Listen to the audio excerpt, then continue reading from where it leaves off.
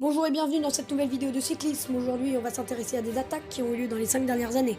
Je voulais préciser que j'ai fait des choix personnels et que j'aurais pu choisir 150 autres attaques. Je vais vous en présenter 10. La 10e, c'est l'attaque de Guillaume Martin, qui à l'arrivée en Sierre-Valette attaquait à 500 mètres de la ligne.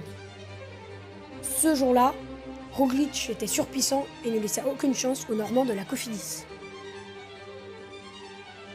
La 9e, c'est l'attaque de Joao Almeida, le jeune coureur de la Quick Step. Il reprendra 2 secondes sur son dauphin Wilco Kelderman. Au général, malheureusement, il perdra le maillot rose le lendemain. La 8e, c'est l'attaque de Dan Martin sur la 6e étape du Tour 2018 qui arrivait au sommet du mur de Bretagne. Il attaquait à la flamme rouge.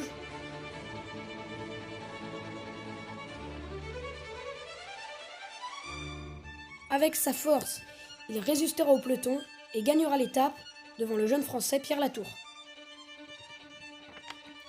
La 7e, c'est l'attaque de Miguel Angel Lopez dans la 17e étape du Tour 2020 sur la portion plate et déposer Sepp Kuss, l'américain, pour aller chercher la victoire au col de la Loze qui était jugé comme arrivé pour la première fois. 6e, c'est l'attaque de Nairo Quintana sur Paris-Nice 2020. À l'arrivée, il ne remportera pas la course mais de la confiance. La 5e, comme le numéro de l'étape 5 du Tour de France 2017, Fabio Aru attaqua à 2,4 km du sommet de la planche des Belles Filles et remportera l'étape 15 secondes devant Dan Martin. La 4e, c'est l'attaque de Primož Roglic assis sur la selle lors de la 2e étape du Critérium du Dauphiné 2020, à 670 mètres du sommet du col de Porte, et en gagnant l'étape, il prendra le maillot jaune de leader. La 3e, c'est l'attaque de Richard Carapaz sur le Tour d'Espagne 2020. En attaquant à 2,1 km du sommet de la Covatia, il reprendra 24 secondes sur Primož Roglic qui remportera le Tour d'Espagne le lendemain. La 2e, c'est l'attaque de Julien Alaphilippe sur le Tour de France 2019, à 15 km de l'arrivée dans la côte de Mutigny.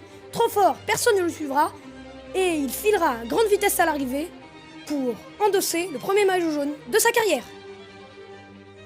La première, c'est l'attaque de Chris Froome sur la montée de la Pierre Saint-Martin, en attaquant à 6,5 km du sommet, et à l'arrivée, le Britannique était surpris que tous ses rivaux étaient loin derrière. En bonus, comme c'est bientôt Noël, c'est l'attaque de Julien sur les mondiaux d'Imola en 2020. J'ai déjà hâte de le voir avec sa magnifique tunique.